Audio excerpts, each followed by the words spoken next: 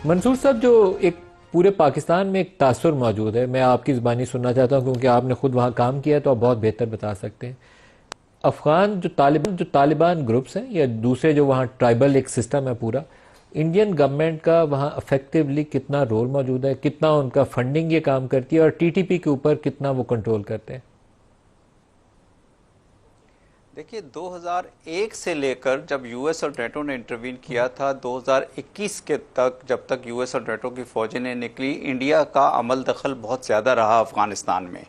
India के consulates यहाँ मौजूद थे हमारे बॉर्डर के साथ, जलालाबाद में और कंधार में, और इंडिया के काफ़ी जगहों पे लाइजन ऑफिसेज मौजूद थे। और उन्होंने जो उस वक्त की अफगान इंटेलिजेंस थी, एनडीएस जिसे कहते थे, नेशनल डायरेक्टोरेट ऑफ सिक्योरिटी, उनके साथ कोऑपरेट करते हुए, उनको असिस्टेंस प्रोवाइड करते हुए, जो अब उनके अपने एसेट्स थे जिनमें टीटीपी थी, बीएलए थी, या इस किस्म के जो एंटी पाकिस्तान ग्रुप्स में, उनमें बहुत ज़्यादा इन्वेस्ट किया।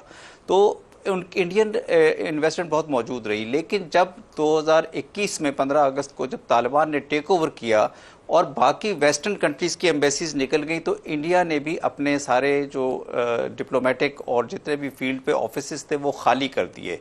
और अब तक आज फिर उसके बाद इंडिया ने अपने टेक्निकल मिशंस को अपग्रेड करने का ऐलान किया। तो गुज़िश्ता जो चंद सालों में 2021 में तालिबान के टेक ओवर से लेकर अब तक इंडिया की इन्वॉल्वमेंट काफ़ी कम रही है। लेकिन चूंकि अभी अब पाकिस्तान और अफगानिस्तान के दरमियान जब भी डिफरेंसेस बढ़ते हैं तो एक वैक्यूम जो क्रिएट होता है उसमें इंडिया को फिर प्ले करने का मौका मिल जाता है। और चूंकि गुज़िश्ता 3 सालों में पाकिस्तान और अफगानिस्तान के दरमियान डिफरेंसेस इस हद तक पहुँचे कि फिर जो अफगान फॉरेन मिनिस्टर हैं उन्होंने मॉस्को प्रोसेस के बाद इंडिया का दौरा किया और फिर उनके दरमियान कुछ अंडरस्टैंडिंग्स हुई। लेकिन मैं एक बात यहाँ पे कहना चाहता हूँ कि पाकिस्तान के लेवरेजेस अफगानिस्तान के अंदर बहुत ज़्यादा हैं।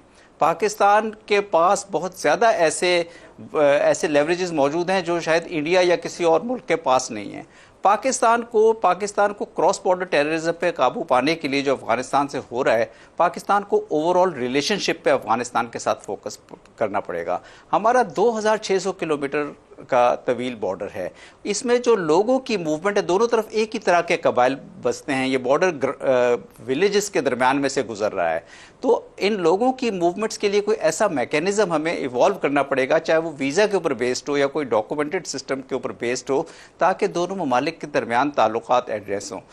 इस बॉर्डर के थ्रू पाकिस्तान और अफगानिस्तान 10 से बिलियन डॉलर की annual output, economic output create कर सकते हैं अगर दोनों ममालिक के दरमियान ताल्लुकात बहुत बेहतर हो जाएं। तो मेरा ख्याल है कि क्रॉस बॉर्डर टेररिज्म पे काबू पाना एक इमीडिएट नीड है पाकिस्तान की, लेकिन लॉन्ग टर्म में अफगानिस्तान के साथ ताल्लुकात ही इस क्रॉस बॉर्डर टेररिज्म पे काबू पाने में मदद कर सकते हैं। दोनों ममालिक के दरमियान, जिस तरह अभी बपी साहब ने कहा कि दोनों ममालिक के दरमियान जो कबाइल मौजूद हैं, वो कबाइल वो बहुत बड़ा रोल प्ले कर सकते हैं इस बॉर्डर के थ्रू टेररिज्म को कंट्रोल करने में। तो मेरा ख्याल है कि पाकिस्तान के लिए अब ये, चूंकि एक हम ऐसे मरहले से गुजरे हैं जहां मिलिट्री एस्केलेशन की तरफ जाना पड़ा है और अब हम डी एस्केलेशन में चले गए हैं, अब हमारा फोकस होना चाहिए कि हम किसी तरह जाके अपनी रिलेशनशिप जो है, पाकिस्तान और अफगानिस्तान की रिलेशनशिप को एड्रेस करें। रिलेशनशिप सफ़र कर रही है गुज़िश्ता 4 दहाइयों में, जो यहाँ जिहाद हुआ या सिविल वॉर हुई या यूएस और नेटो की इन्वॉल्वमेंट रही। अब मेरा ख्याल एक ऐसा मौका मौजूद है, चूँकि कोई गैर मुल्की अफवाज मौजूद नहीं है, कि पाकिस्तान और अफगानिस्तान को अपने बुनियादी नेचुरल ऑर्गेनिक रिलेशनशिप के ऊपर फोकस करना चाहिए।